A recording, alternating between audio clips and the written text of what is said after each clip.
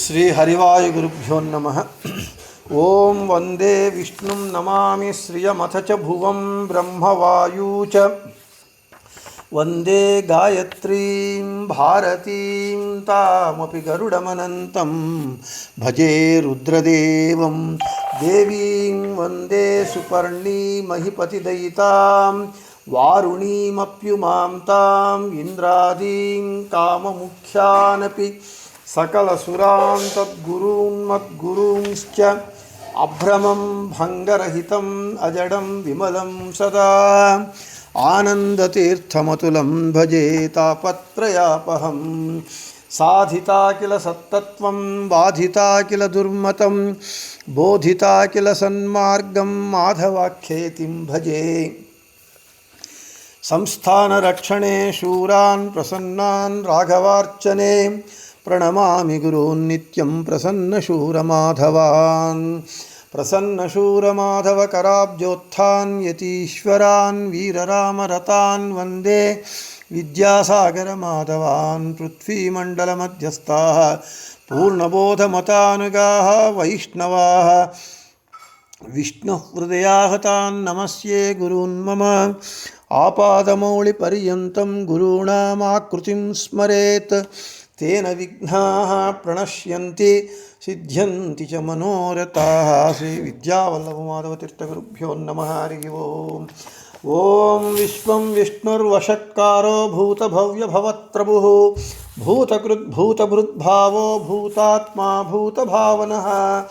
ಅಶೋಕಸ್ತಾರಣಸ್ತಾರಶೂರಶೌರಿರ್ಜನೇಶ್ವರಃ ಅನುಕೂಲಶತಾವರ್ತಃ ಪದ್ಮೀ ಪದ್ಮನಿಭೇಕ್ಷಣಃ. ನಮ್ಮ ವಿಷ್ಣು ಸಹಸ್ರನಾಮ ಪಾಠದಲ್ಲಿ ನಾವು ನಿನ್ನೆಯ ದಿನ ತಾರಣಃ ಎಂಬುವಂತಹ ಭಗವಂತನ ನಾಮವನ್ನು ಹೇಳಿಕೊಂಡಿದ್ದೇವೆ.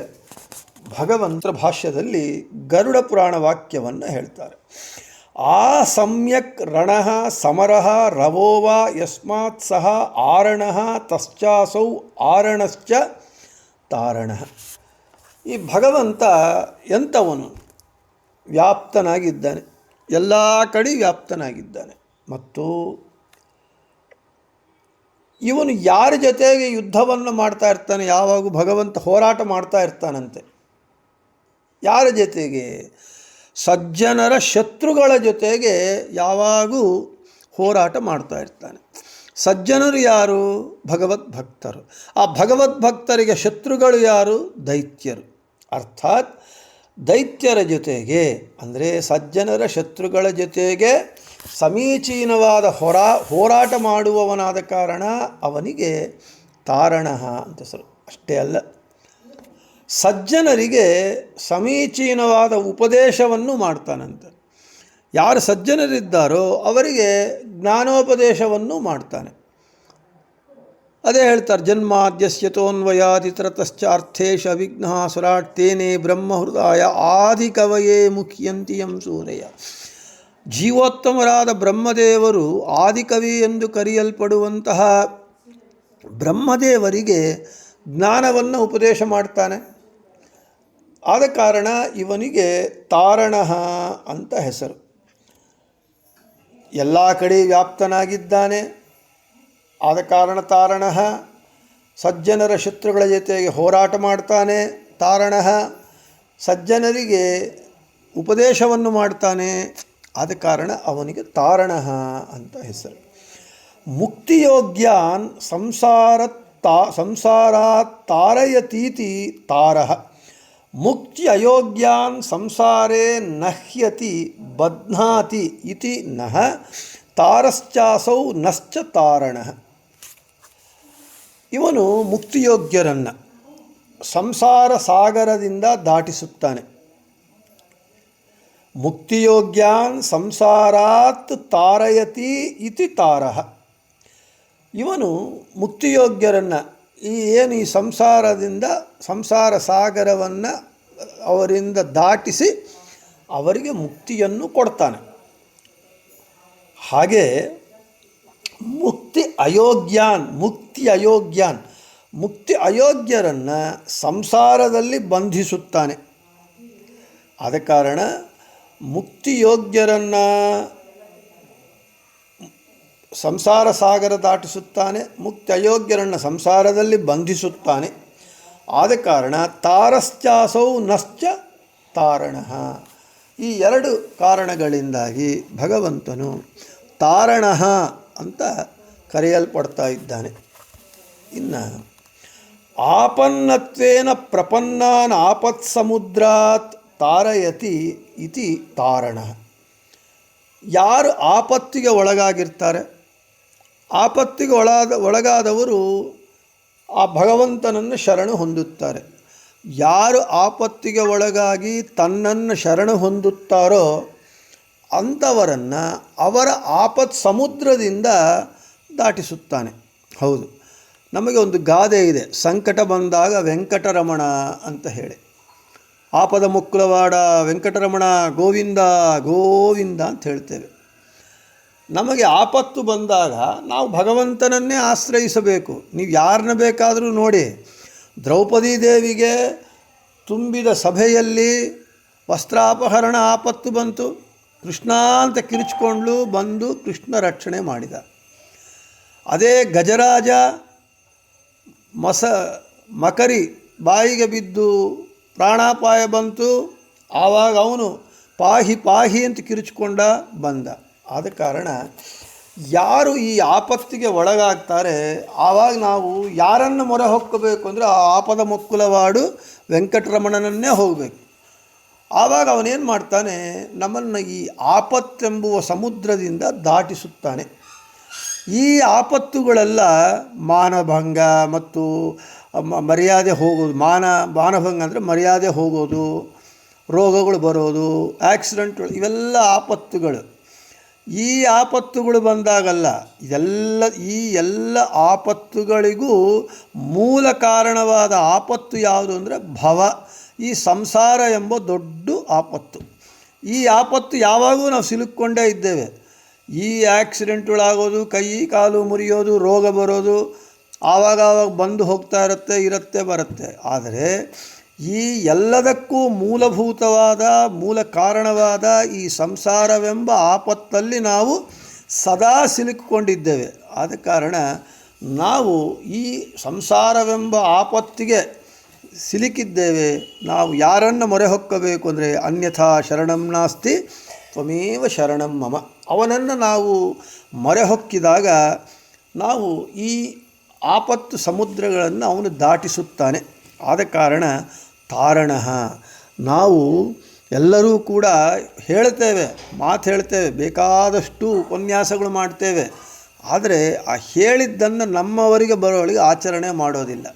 ಅದಕ್ಕೆ ಹೇಳಿದರು, ಪರೋಪದೇಶ ಕಾಲೇ ಸರ್ವೇ ವ್ಯಾಸಪರಾಶರಾಹ ಸ್ವಾನುಷ್ಠಾನುಕಾಲೇ ಪಂಡಿತೋಪಿ ಅಪಂಡಿತಃ. ಇನ್ನೊಬ್ಬರಿಗೆ ಉಪದೇಶ ಮಾಡುವಾಗ ವ್ಯಾಸಪೀಠದಲ್ಲಿ ಕೂತು ಅಪರ ವ್ಯಾಸರು ಪರಾಶರರಾಗಿ ಹೇಳ್ತಾರಂತೆ. ಆ ಹೇಳಿದ್ದನ್ನು ಆಚರಣೆ ಮಾಡಲಿಕ್ಕೆ ಬರೋಷ್ಟೊತ್ತಿಗೆ ಎಂತಹ ಪಂಡಿತನೂ ಕೂಡ ಅಪಂಡಿತನೂ ಆಗ್ತಾನೆ. ಆದ ಕಾರಣ ಇದು ನನಗೂ ಸೇರಿಕೊಂಡು, ನಾನು ಇದರ ಹೊರತಲ್ಲ, ಇನ್ಕ್ಲೂಡಿಂಗ್ ಮೀ, ಇದು ಮನುಷ್ಯನ ನೈಜ ಗುಣ. ಅದೇ ಈ ಪ್ರಕೃತಿ ಮಾಯೆ, ಇದರಲ್ಲಿ ಬಿದ್ದು ಉಪನ್ಯಾಸಗಳು ಮಾಡ್ತೇವೆ, ಆದರೆ ನಾವು ಅದನ್ನು ಆಚರಣೆ ಮಾಡೋದಿಲ್ಲ. ಆಪತ್ತು ಬಂದಾಗ ಭಗವಂತನನ್ನೇ ಮೊರೆ ಹೊಕ್ಕಬೇಕು. ಆದರೆ ಭಗವಂತನನ್ನು ಬಿಟ್ಟು ಯಾವನೋ ಮಿನಿಸ್ಟರು, ಅವನು ಇವನು ಅಧಿಕಾರಿ, ನನಗೆ ಬೇಕಾದವನು ಆಪ್ತ ಅಂಥೇಳಿ ಯಾರ್ಯಾರನ್ನೋ ನಾವು ಮೊರೆ ಹೋಗ್ತೇವೆ, ಮೋಸ ಹೋಗ್ತೇವೆ. ಆದ ಕಾರಣ ಈ ನಮ್ಮ ಶಾಸ್ತ್ರ ಹೇಳೋದದೇ. ನೀನು ಅದಕ್ಕೆ ಆಚಾರ್ಯರು, ಮಧ್ವಾಚಾರ್ಯರು, ಆಚಾರ್ಯ ಶಬ್ದವಾಚ್ಯರು ಮಧ್ವಾಚಾರ್ಯರೊಬ್ಬರೇ. ಇನ್ನು ಯಾರ್ಯಾರು ಆಚಾರ್ಯ ಶಬ್ದಕ್ಕೆ ಪದವಿಗೆ ಸಕಲ ವಿಧವಾಗಿ ಅರ್ಹರಾಗಿರುವವರು ಜಗತ್ತಿನಲ್ಲಿ ಯಾರೂ ಇಲ್ಲ. ಆಚಾರ್ಯ ಶ್ರೀಮದಾಚಾರ್ಯ.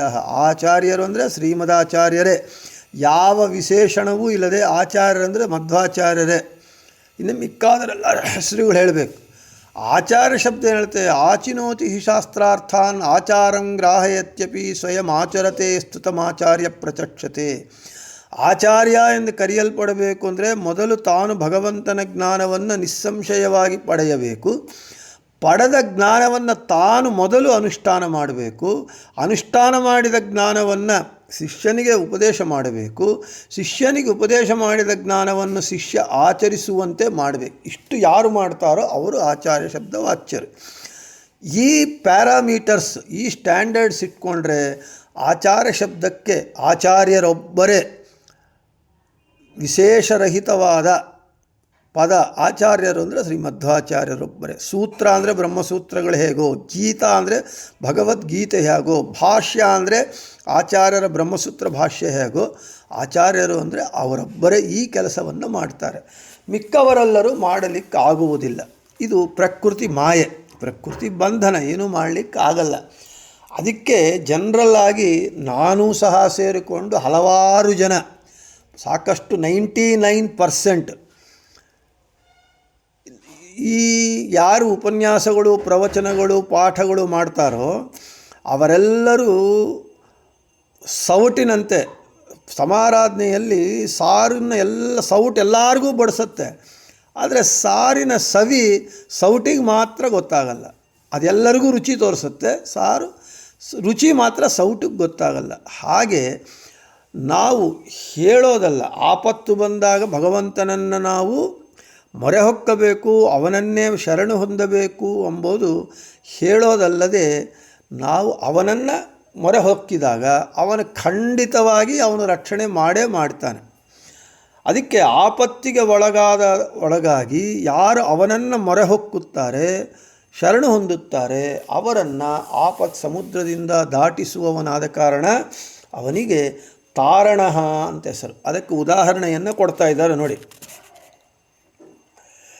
ವಿಮೋಚಿತಾಹಂ ಚ ಸಹಾತ್ಮಜ ವಿಭೋ ತ್ವಯೈವ ನಾಥೇನ ಮುಹುರ್ವಿಪದ್ಗಣಾತ್. ಭಾಗವತ ಹೇಳ್ತಾ ಇದೆ. ಭಗವಂತನನ್ನು ಯಾರು ಮೊರೆ ಹೊಕ್ಕಿದರು, ಭಗವಂತ ಅಂತಹ ಮೊರೆ ಹೊಕ್ಕಿದರನ್ನು ಯಾರನ್ನು ಇವನು ರಕ್ಷಣೆ ಮಾಡಿದ ಅಂತ ಹೇಳಿದರೆ, ಹೆಜ್ಜೆ ಹೆಜ್ಜೆಗೂ ಪಾಂಡವರನ್ನೇ ರಕ್ಷಣೆ ಮಾಡಿದ್ದಾನೆ. ಈ ಪಾಂಡವರು ದೇವತೆಗಳೆಲ್ಲರೂ ದೇವತಾಂಶ ಸಂಭೂತರು, ದೇವತೆಗಳೇ ಅವತಾರ ಮಾಡಿದ್ದಾರೆ. ಆದ ಕಾರಣ ಅವರು ಕಷ್ಟ ಬಂದರು, ಸುಖವಾಗಲಿ ದುಃಖವಾಗಲಿ ಸಖನೀನಾಗಿರು ಪಾಂಡುರಂಗ ಅಂಥೇಳಿ ಪ್ರತಿಯೊಂದಕ್ಕೂ ಭಗವಂತ ಕೃಷ್ಣನನ್ನೇ ಅವರು ಮೊರೆ ಹೋದರು. ಹೆಜ್ಜೆ ಹೆಜ್ಜೆಗಳಿಗೂ ಆಪತ್ತು ಬಂತು, ಒಂದಲ್ಲ ಎರಡಲ್ಲ. ಪಾಂಡವರ ವನವಾಸ, ಅಜ್ಞಾತವಾಸ, ನಾವು ಭಾರತದಲ್ಲಿ ಪಾಂಡವರು ಸುಖಪಟ್ಟಂತೆ ಪಾಂಡವರು ಪಾಂಡವರ ರಾಜ್ಯ ಆಳಿದ ವೈಭವವನ್ನು ಎಲ್ಲಿ ನಾವು ನೋಡೋದಿಲ್ಲ. ದುರ್ಯೋಧನನ ವೈಭವ ನೋಡ್ತೇವೆ ಅಷ್ಟೇ. ಪಾಂಡವರ ಕಷ್ಟಗಳೇ ವರ್ಣಿಸಲ್ಪಟ್ಟಿದೆ. ವನವಾಸ, ಅಜ್ಞಾತವಾಸ, ಅವಮಾನ, ವಸ್ತ್ರಾಪಹರಣ, ಮಾನಭಂಗ, ಈ ರೀತಿಯಾಗಿ ಪಾಂಡವರಿಗೆ ಎಷ್ಟು ಕಷ್ಟಗಳು ಬಂತು ಅಂದರೆ ಹೆಜ್ಜೆ ಹೆಜ್ಜೆಗೂ ಕಷ್ಟಗಳು ಬಂತು. ಮಾಯಾಜೂಜಿನಲ್ಲಿ ಸೋತರು, ಆಮೇಲೆ ದ್ರೌಪದಿ ದೇವಿಗೆ ವಸ್ತ್ರಾಪಹರಣ ನಡೀತು, ಆಮೇಲೆ ವನವಾಸಕ್ಕೆ ಹೋದರು. ವನವಾಸದಲ್ಲಿ ತಿಂಡಿ ಇಲ್ಲ, ಊಟವಿಲ್ಲ, ಅವಸ್ಥೆ ಪಡ್ತಾಯಿದ್ರು. ಅಜ್ಞಾತವಾಸಕ್ಕೆ ಹೋದರು. ಮಹಾವೀರರಾದ ಪರಾಕ್ರಮರಾದಂತಹ ಅವರು, ಜೀವೋತ್ತಮರಾದ ಭೀಮಸೇನ ದೇವರು ಅಡಿಗೆಯವನಂತೆ ಅಲ್ಲಿ ಹೋದರು. ಅವರು ಅಡಿಗೆಯವನಂತೆ ಇದ್ದರು, ವಲಲ ಅಂಥೇಳಿ. ಧರ್ಮರಾಜ, ಧರ್ಮಮೂರ್ತಿ, ಆತ ರಾಜನ್ನ ಸಂತೋಷಪಡಿಸುವಂತಹ ಒಂದು ಸ್ಥಾನದಲ್ಲಿ ಹೋದ. ದ್ರೌಪದಿ ದೇವಿ ಸೈರಂಧ್ರಿ ಆದಳು. ನಕುಲ ಸಹದೇವರು ದೇವತೆಗಳು, ಅವರು ಕುದುರೆಗಳನ್ನು ತೊಳೆಯುವುದು, ಈ ರೀತಿಯಾಗಿ ಅವರು ನೋಡಿಕೊಂಡ್ರು. ಇನ್ನು ಅರ್ಜುನ, ಇಂದ್ರ ಸಾಕ್ಷಾತ್ತು ಬೃಹನ್ನಲ ವೇಷದಲ್ಲಿದ್ದ. ಅಂದರೆ ಎಷ್ಟು ಕಷ್ಟಗಳು. ಆದರೆ ಎಷ್ಟೇ ಕಷ್ಟ ಬಂದರೂ ಎಂದಿಗಾದರೂ ನಿನ್ನ ಪಾದಾರವಿಂದವೇ ಗತಿಯೆಂದು ನಂಬಿದೆನೋ ಅಂಥೇಳಿ ಆ ಪಾಂಡವರು ಭಗವಂತನನ್ನೇ ನಂಬಿದರು. ಆಪತ್ತು ಬಂದಾಗೆಲ್ಲ ನಂಬಿದರು. ಆದ ಕಾರಣ ಭಗವಂತ ಹೆಜ್ಜೆ ಹೆಜ್ಜೆಗೆ ಬಂದು ಅವರನ್ನು ರಕ್ಷಣೆ ಮಾಡ್ತಾ ಇದ್ದ. ಎಷ್ಟು ಕಷ್ಟದಲ್ಲಿದ್ದರೂ ಕೂಡ ರಕ್ಷಣೆ ಮಾಡ್ತಾ ಇದ್ದ. ಒಂದು ಸಣ್ಣ ವಿಪತ್ತು ಪಾಂಡವರಿಗೆ, ಅರಣ್ಯವಾಸ ಮಾಡ್ತಾ ಇದ್ದಾರೆ. ಸರಿ, ಪಾಂಡವರ ಹತ್ರ ಇದು ಅಕ್ಷಯ ಪಾತ್ರ ಇದೆ. ಆ ಅಕ್ಷಯ ಪಾತ್ರ ಒಂದು ಸಲ ಅವತ್ತು ತೊಳೆದಿಟ್ಬಿಟ್ರೆ ಮತ್ತು ಅದು ಆಹಾರವನ್ನು ಕೊಡೋದಿಲ್ಲ. ಆದರೆ ಆವಾಗೇನು ದೂರ್ವಾಸ ಮಹಾಮುನಿಗಳು ಸಾವಿರಾರು ಜನ ಶಿಷ್ಯರನ್ನ ಹಾಕ್ಕೊಂಡು ಬಂದರು. ಧರ್ಮರಾಜನ ಹತ್ರಿಗೆ ಅರಣ್ಯವಾಸಕ್ಕೆ ಬಂದರು. ಬಂದ ಅತಿಥಿಗಳನ್ನು ಸತ್ಕರಿಸಬೇಕು, ಧರ್ಮ, ಅತಿಥಿ ದೇವೋಭವ. ಧರ್ಮರಾಜ, ಸರಿ ಆಯಿತು ಹೇಳ್ರಿ, ನೀವು ಊಟಕ್ಕೆ ಹೇಳ್ರಿ ಅಂತಂದ. ಸರಿ ನಾವೆಲ್ಲ ಆನ್ನಿಕ್ ಮಾಡ್ಕೊಂಡು ಬರ್ತೀವಿ ಅಂತ ಹೋದ್ರು ಅವರು. ಆವಾಗ ದ್ರೌಪದಿ ಅಂತ ಹೇಳಿದ್ರೆ ದ್ರೌಪದಿ ದೇವಿ ಏನು ಮಾಡೋದು, ಇವತ್ತಿಗೆ ಆಗೋಯ್ತು, ಇನ್ನು ಅಕ್ಷಯ ಪಾತ್ರೆ ಬರೋದಿಲ್ಲ. ಆವಾಗ ಏನು ಮಾಡಬೇಕು, ಆವಾಗ ಮತ್ತು ಆಪತ್ತು. ಆವಾಗ ಏನು ಮಾಡಿದ್ಲು ದ್ರೌಪದಿ ದೇವಿ, ಕೃಷ್ಣನನ್ನು ಬೇಡಿಕೊಂಡ್ಳು. ಕೃಷ್ಣ ಬಂದ. ಕೃಷ್ಣ ಬಂದು ಏನು ಮಾಡಿದ, ಕೃಷ್ಣ ಬಂದು ನಂಗೆ ಹಸಿವೆ ಆಗ್ತಾಯಿದೆ ಊಟ ಬಡಿಸು ಅಂತ ಕೇಳ್ತಾನೆ ದ್ರೌಪದಿ ದೇವಿಯನ್ನು. ಏನು ಕೃಷ್ಣ ಅಂತಂದಾಗ ಆವಾಗ ಕೃಷ್ಣ ಹೇಳ್ತಾನೆ, ಅಕ್ಷಯ ಪಾತ್ರೆ ತೊಗೊಂಡು ಬಾ ಅಂತ ಹೇಳ್ತಾನೆ. ತೊಗೊಂಡು ಬಂದಾಗ ಅದಕ್ಕೆಲ್ಲೋ ಒಂದು ಸಣ್ಣ ಯಾವುದೋ ಒಂದು ಸೊಪ್ಪಿನ ತುಂಡು ಮೆತ್ಕೊಂಡಿತ್ತಂತೆ. ಅದನ್ನು ಕೃಷ್ಣ ತಿಂದ ಕೂಡಲೇ ಎಲ್ಲರಿಗೂ ಕೂಡ ಊಟಕ್ಕೆ ಬರಬೇಕು, ಎಲ್ಲರೂ ಸ್ನಾನ ಆನ್ನಿಕ ಅವರೆಲ್ಲರಿಗೂ ಹೊಟ್ಟೆ ತುಂಬ ಮೃಷ್ಟಾನ್ನ ಭೋಜನ ಮಾಡಿದಷ್ಟು ತೃಪ್ತಿ ಆಯ್ತು, ಎಲ್ಲರೂ ತೇಗಿಬಿಟ್ರು. ಇದು ಬಂದ ಅತಿಥಿಗಳನ್ನು ಸತ್ಕಾರ ಮಾಡದೆ ಊಟ ಹಾಕದೆ ಕಳಿಸೋದು ದೊಡ್ಡ ಪಾಪ ಸಾಧನೆ, ಅವಮಾನ. ಅದರಿಂದ ಭಗವಂತ ದ್ರೌಪದಿ ದೇವಿಯ ಪ್ರಾರ್ಥನೆ ಮೇರೆಗೆ ಬಂದು ರಕ್ಷಣೆ ಮಾಡಿದ. ಇದು ಒಂದು ಸಣ್ಣ ಒಂದು ಊಟದ ವಿಷಯ ಅಷ್ಟೇ. ಆದರೆ ಎಷ್ಟು ಅವರ ಪ್ರಾಣಕ್ಕೆ ಕುತ್ತು ಬಂದಾಗೆಲ್ಲ ರಕ್ಷಣೆ ಮಾಡ್ತಾ ಇದ್ದಾನೆ ಭಗವಂತ. ಇನ್ನು ಯುದ್ಧದಲ್ಲಂತೂ ಪಾಂಡವರ ಪಕ್ಷನೇ ನಿಂತ. ತಾನು ಅರ್ಜುನನಿಗೆ ರಥ ಸಾರಥಿಯಾದ ಎಂಥವನು ಅಂತ ಭಗವಂತ ಒಂದು ಡ್ರೈವರ್ ಆಗೋದು ಅಂತಂದರೆ ಏನು ಅಂದರೆ ಭಗವಂತ ಭಕ್ತವತ್ಸಲ. ತನ್ನ ಭಕ್ತರಿಗೆ ಪಾಂಡವರ ಮನೆಯ ಕುದುರೆಗಳ ತೊಳೆದ, ರಾಜಸೂಯ ಯಾಗದಲ್ಲಿ ಎಂಜಿಲೇ ಎತ್ತಿದ. ಇನ್ನು ಯುದ್ಧದಲ್ಲಂತೂ ರಥ ಸಾರಥಿಯಾಗಿ ಅರ್ಜುನನಿಗೆ ಬರುವಂತಹ ಎಲ್ಲ ಪ್ರಾಣಕ್ಕೆ ಬಂದ ಆಪತ್ತುಗಳನ್ನೆಲ್ಲ ಪರಿಹಾರ ಮಾಡ್ತಾ ಬಂದ. ಇದು ಯಾಕೆ ಮಾಡಿದ ಅಂದರೆ ಪಾಂಡವರು ಹೆಜ್ಜೆ ಹೆಜ್ಜೆಗೂ ಆ ಭಗವಂತನನ್ನೇ ಶರಣು ಹೊಂದಿದರು. ಆದ ಕಾರಣ ಅವರ ಆಪತ್ತುಗಳನ್ನೆಲ್ಲ ಪರಿಹಾರ ಮಾಡಿದ. ಇದು ಯಾರು ಹೇಳಿದ್ದು? ಕುಂತಿದೇವಿ ಕೃಷ್ಣನಿಗೆ ನಿವೇದನೆ ಮಾಡಿಕೊಂಡ್ಲಂತೆ. ಭಾಗವತದಲ್ಲಿ ಬರ್ತಾ ಇದೆ, ಹೇ ಕೃಷ್ಣ, ನೀನು ನಮ್ಮನ್ನು ಹೆಜ್ಜೆ ಹೆಜ್ಜೆಗೂ ನಮ್ಮ ಆಪತ್ತುಗಳನ್ನೆಲ್ಲ ಪರಿಹಾರ ಮಾಡಿ ರಕ್ಷಣೆ ಮಾಡಿದ್ದಿ, ಇವೆಲ್ಲ ನಾವು ಪಾರಾಗಿದ್ದೇವೆ ಅಂತ ಹೇಳಿದರೆ ನಿನ್ನ ಅನುಗ್ರಹ. ಆದ ಕಾರಣ ಭಕ್ತರನ್ನು ಆಪತ್ತುಗಳ ಸಮುದ್ರದಿಂದ ದಾಟಿಸುವವನಾದ ಕಾರಣ ಭಗವಂತನಿಗೆ ತಾರಣ ಅಂತ ಹೆಸರು. ಅದಕ್ಕೆ ಕುಂತಿದೇವಿ ಕೇಳ್ತಾಳೆ, ಆಪತ್ತುಗಳು ಸಂಕಟ ಬಂದಾಗ ವೆಂಕಟರಮಣ, ಅದಕ್ಕೆ ವಿಪದ ಸಂತುನಃ ಶಶ್ವತ್ ತತ್ರ ಜಗತ್ಪತೆ ಅಂತ ಕೇಳ್ತಾಳೆ ಕುಂತಿದೇವಿ. ಭಗವಂತನನ್ನು ಸ್ತೋತ್ರ ಮಾಡ್ತಾ, ಕೃಷ್ಣ, ಇಷ್ಟು ದಿನ ನೀನು ನಮ್ಮ ಜೊತೆಯಾಗಿದ್ದು ನಮ್ಮನ್ನು ರಕ್ಷಣೆ ಮಾಡಿದಿ, ಇವಾಗ ನೀನು ಹೊರಟೋಗ್ತಾ ಇದ್ದಿ ಯುದ್ಧವೆಲ್ಲ ಆದಮೇಲೆ. ಆದರೆ ನಾವು ನಿಮ್ಮನ್ನು ಮರೆಯಬಾರದು, ನಿನ್ನ ಮರೆಯಬಾರದು ಅಂತ ಹೇಳಿದ್ರೆ ನಮಗೆ ಸುಖವಾಗಿದ್ದರೆ, ಕಷ್ಟಗಳಿಲ್ಲದೆ ಇದ್ದರೆ ನಾವು ನಿಮ್ಮನ್ನು ಮರ್ತು ಬಿಡ್ತೇವೆ. ಸಂಕಟ ಬಂದಾಗ ವೆಂಕಟರಮಣ ಅಂತೇವೆ. ಆದ ಕಾರಣ ನಿನ್ನ ನೆನೆಸುವಂತಹ ಆಪತ್ತುಗಳನ್ನು ಕೊಡು. ಆಪತ್ತು ಬಂದಾಗ ನಿನ್ನ ನಾವು ನೆನೆಸ್ತೇವೆ. ಆದ ಕಾರಣ ನಿನ್ನ ಮರೆತು ಸುಖವನ್ನು ಪಡೆಯುವುದು ಬೇಡ, ನಿನ್ನ ನೆನೆಯುವಂತೆ ಮಾಡುವಂತಹ ಆಪತ್ತುಗಳನ್ನು ನಮಗೆ ಕೊಡ್ತಾ ಇರುವಂಥ ಕುಂತಿದೇವಿ ಕೇಳ್ತಾಳೆ. ಆದ ಕಾರಣ ಈ ರೀತಿಯಾಗಿ ಭಗವಂತ ತನ್ನ ಭಕ್ತರ ಆಪತ್ತುಗಳನ್ನು ಪರಿಹಾರ ಮಾಡುವವನು, ಆಪತ್ತುಗಳಿಂದ ಅವರನ್ನು ಪಾರು ಮಾಡುವವನಾದ ಕಾರಣ ಭಗವಂತನಿಗೆ ತಾರಣ ಅಂತ ಹೆಸರು. ಇನ್ನು ತರಂತ್ಯ ಅನಿಷ್ಟ ನಿಚಯಮನೇನೇತಿ ತಾರಃ ನಃ ಸುಖಮಸ್ಯ ನಿಯಮ್ಯತೆಯ ಅಸ್ತಿ ಇತಿ ನಃ ಅರ್ಷ ಆದ್ಯಚ್ ತಾರಶ್ಚಾಸೌ ನಶ್ಚ ತಾರಣ.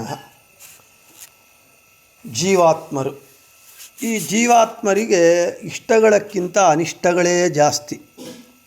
ನಮಗೆ ದೇವರು ಎಷ್ಟೋ ಕೊಟ್ಟಿರ್ತಾನೆ, ಕೊಟ್ಟಿದ್ದನ್ನು ಇಷ್ಟವಾಗಿ ಸಂತೋಷ ಪಡೋದಿಲ್ಲ.